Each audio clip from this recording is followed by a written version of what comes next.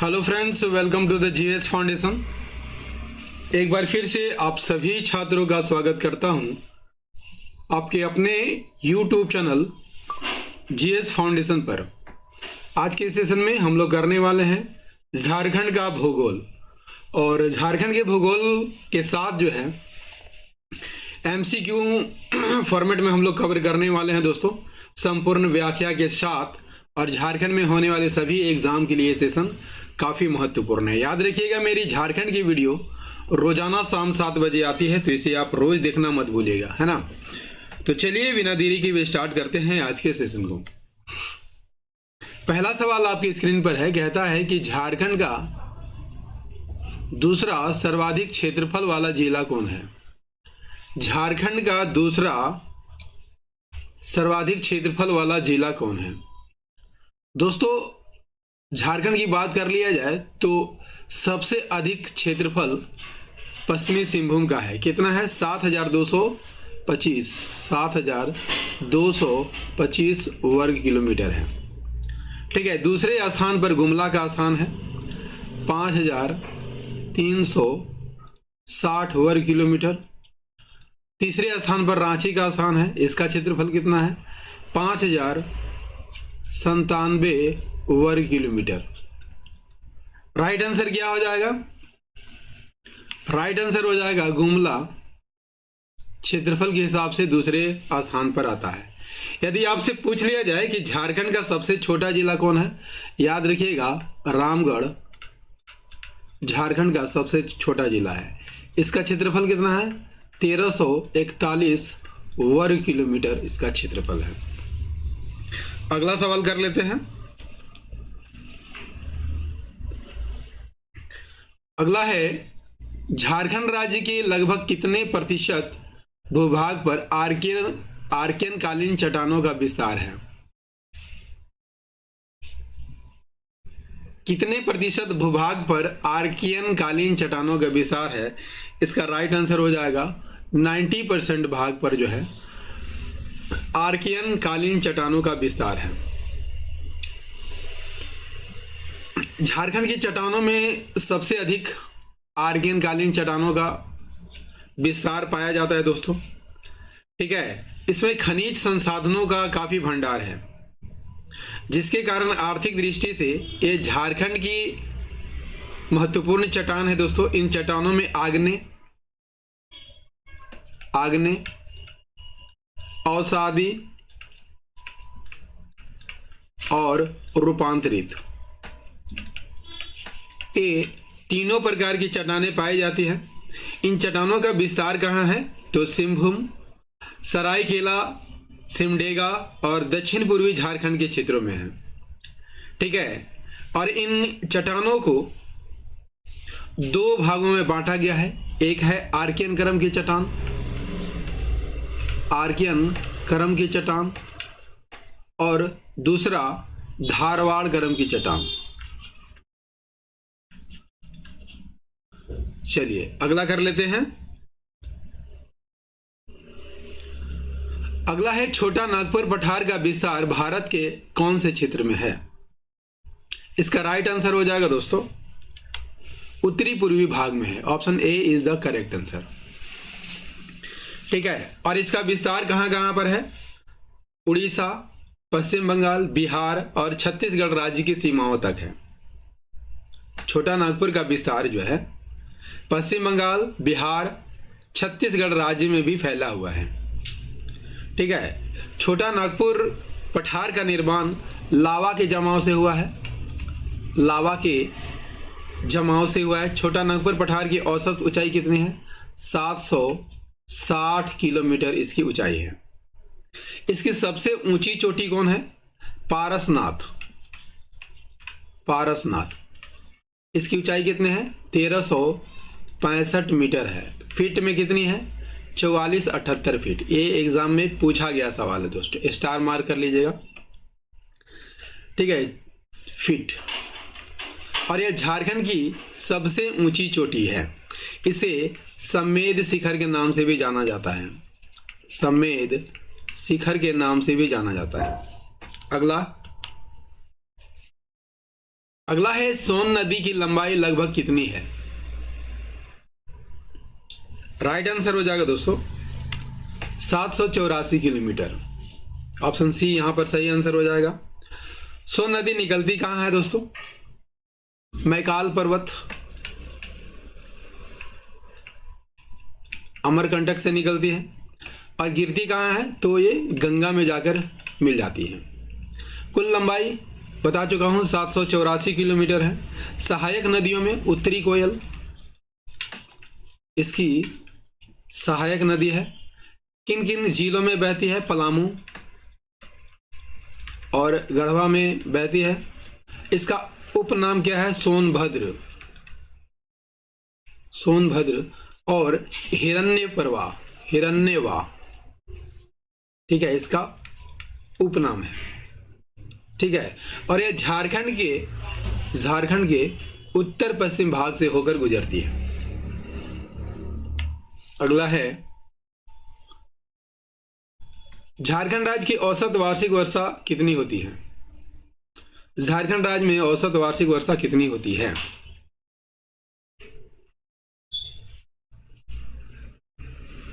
देखिए, झारखंड में वर्षा की बात कर लिया जाए तो कुल वर्षा का 80% जो है जल वर्षा ऋतु में ही बरस जाता है। और कितना? 140 सेंटीमीटर। राइट आंसर हो जाएगा 140 सेंटीमीटर। ऑप्शन सी यहां पर सही आंसर हो जाएगा। और ये मध्यम वर्षा का क्षेत्र है। कैसा क्षेत्र है? मध्यम वर्षा का क्षेत्र है। लेकिन नेतरहाट का पठार में सबसे अधिक वर्षा होती है। यहां लगभग 180 सेंटीमीटर वर्षा हो जाती है। नेतरहाट जो है पूरे झारखंड में सबसे अधिक वर्षा करती है, जबकि चाईबासा का मैदान जो है, चाईबासा का मैदान, यहाँ पर सबसे कम बारिश होती है। यदि आपसे पूछ लिया जाए कि सर्वाधिक वर्षा वाला जिला कौन है, याद रखिएगा हजारीबाग सबसे अधिक वर्षा वाला जिला है। पूरे राज्य में वर्षा का अंतराल 100 से 200 सेंटीमीटर है। राइट, नेक्स्ट अगला है झारखंड राज्य में पाई जाने वाली किस मिट्टी का स्थानीय नाम खेरसी, चरका, लोबो, अराहासा है? ठीक है, इसका राइट आंसर हो जाएगा दोस्तों चिकनी मिट्टी। ठीक है, यहां पर आंसर गलत है दोस्तों, दोमट मिट्टी आंसर हो जाएगा। ऑप्शन बी यहां पर सही आंसर हो जाएगा। ठीक है, क्योंकि चिकनी मिट्टी को क्या कहा जाता है? केवाल माटी कहा जाता है, केवाल। और चिट्टा, नगरा, गोबरा, हलमाद और हासा, ये चिकनी मिट्टी का नाम है। जबकि दोमट मिट्टी को क्या कहा जाता है? खेरसी, चरका, लोबो और अराहासा। ठीक है, नेक्स्ट अगला है झारखंड राज्य में कुल कितने भूभाग पर अवर्गीकृत वनों का विस्तार है? अवर्गीकृत, तो झारखंड में कितने प्रकार के वन पाए जाते हैं दोस्तों? 3 प्रकार के। ठीक है, रक्षित वन जो कि 19,185 वर्ग किलोमीटर क्षेत्र में फैला हुआ है। और इसमें लकड़ी काटने और पशु चराने की छूट होती है। दूसरा होता है संरक्षित वन। ठीक है, ये कितना होता है? 4,387 वर्ग किलोमीटर में क्षेत्र में फैला हुआ है। इसमें लकड़ी काटने और पशु चराने पर पूर्ण प्रतिबंध रहता है।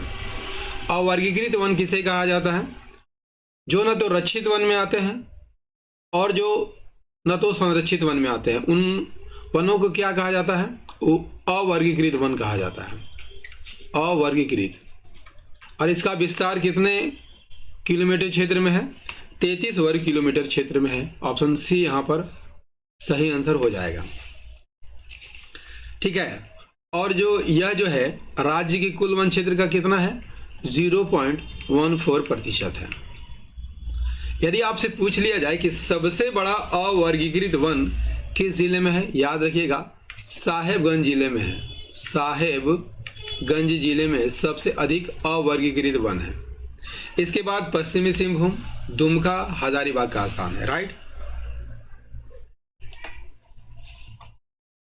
अगला है, भारत की आजादी के पहले झारखंड क्षेत्र में कितना प्रतिशत निजी वन था? राइट आंसर हो जाएगा 95%। ठीक है। बाद में इसका क्या हो गया? सरकारीकरण हो गया। इसके बाद जो है लगातार वनों की क्षेत्र में कमी आ रही है दोस्तों। 1985-86 में 1985-86 में बचकर कितना हो गया था? 42%। जबकि वर्तमान में कितना है? 29.61%। ठीक है। अगला है, हरी पहाड़ी नामक झील झारखंड के किस अभयारण्य के बीच में स्थित है? राइट आंसर हो जाएगा तोपचांची अभयारण्य के बीच है। ठीक है। तोपचांची अभयारण्य कहाँ है? तो ये धनबाद में है। ठीक है। तोपचांची की बात कर लिया जाए तो इसका क्षेत्रफल कितना है? 8.75 वर्ग किलोमीटर क्षेत्र में है, फैला हुआ है। इसकी स्थापना कब हुई थी? 1978 में हुई थी। और यहाँ पर तेंदुआ और जंगली भालू पाए जाते हैं। और दोस्तों सेशन कैसा लग रहा है कमेंट करके जरूर बताइएगा। देखिए, अगहनी खरीफ फसल की कटाई किस माह में की जाती है? देखिए, अगहनी फसल हम यहाँ पर आप लोगों को बता दे रहे हैं क्या होता है। वैसा फसल जिसका बुआई जो है जेठ आषाढ़ में होता है, ज्येष्ठ आषाढ़ में होता है। ठीक है, यानी जून में होता है। ठीक है। और अगहन यानी दिसंबर में काट लिया जाता है। इन फसलों को अगहनी फसल कहा जाता है। तो राइट आंसर क्या हो जाएगा? ऑप्शन सी राइट आंसर हो जाएगा, अगहनी फसल। ठीक है। और झारखंड की कुल कृषि क्षेत्र में का लगभग 70% भाग पर अगहनी फसल की कृषि की जाती है। भदई फसल कितने प्रतिशत भूमि पर होती है? तो 20% पर। अगला क्या है? अगला है, बटेश्वर स्थान पंप नहर योजना का संबंध इनमें से किस जिले से है? किस जिले से है दोस्तों? तो ये गोड्डा जिले से है। ऑप्शन ए सही आंसर हो जाएगा। गोड्डा की बात कर लिया जाए तो इसका गठन कब हुआ था? गठन 25 मई 1983 को इसका गठन हुआ था। मुख्यालय कहाँ है? मुख्यालय गोड्डा है। क्षेत्रफल की बात कर लिया जाए 2266 वर्ग किलोमीटर क्षेत्र में फैला है। देखिए, बाराकोपी पहाड़ी यदि आपसे पूछ लिया जाए, बाराकोपा पहाड़ी कहाँ है? तो गोड्डा में है। ठीक है। और यही बाराकोपा पहाड़ी पर माँ योगिनी मंदिर है। माँ योगिनी मंदिर कहाँ है? तो बाराकोपा पहाड़ी पर है। बाराकोपा पहाड़ी पर है। ठीक है। नेक्स्ट क्या है? नेक्स्ट है, कोनार बांध इनमें से किस जिले में निर्मित है? राइट आंसर हो जाएगा हजारीबाग। ठीक है। कहां पर है? तो हजारीबाग में है। ठीक है। किस नदी पर है? तो ये कोनार नदी पर है। कोनार नदी किसकी सहायक नदी है? तो ये दामोदर की सहायक नदी है। ठीक है। और यह बांध हजारीबाग से लगभग 40 किलोमीटर दूरी पर स्थित है। ठीक है। किसके अंतर्गत आता है? डीवीसी के अंतर्गत आता है। और इसका उद्घाटन कब हुआ था? 1955 में हुआ था। और यह हजारीबाग, बोकारो, गिरिडीह जिलों को सिंचाई और पानी की आपूर्ति करता है। अगला कर लीजिए। अगला है, वन अधिकार अधिनियम के तहत किस वर्ष से पूर्व वनों में रह रहे वनवासियों को वन भूमि का पट्टा प्रदान किया जाएगा? राइट आंसर हो जाएगा ऑप्शन बी 2006। और यह अधिनियम उन वनवासियों और आदिवासियों को वन भूमि का पट्टा प्रदान करता है जो 13 दिसंबर 2005 कब? 13 दिसंबर 2005 से पहले उन भूमि पर निवास कर रहे थे और अपनी आजीविका के लिए उस पर निर्भर थे। इस अधिनियम को 31 दिसंबर 2006 को अधिसूचित किया गया था और इसे 2008 में लागू किया गया था। नेक्स्ट, अगला है झारखंड के जंगलों में आग लगने का प्रमुख कारण क्या है? आम लोगों द्वारा ज्वलनशील वस्तुओं का जंगलों में प्रयोग, बिल्कुल सही है। मानव द्वारा वन उत्पाद के संग्रहण के दौरान रोशनी हेतु आग जलाना, ये भी सही है। शुष्क पतझड़ वनों के आपस में टकराने से उत्पन्न आग, तीनों सही है दोस्तों। ऑप्शन डी यहां पर सही आंसर हो जाएगा।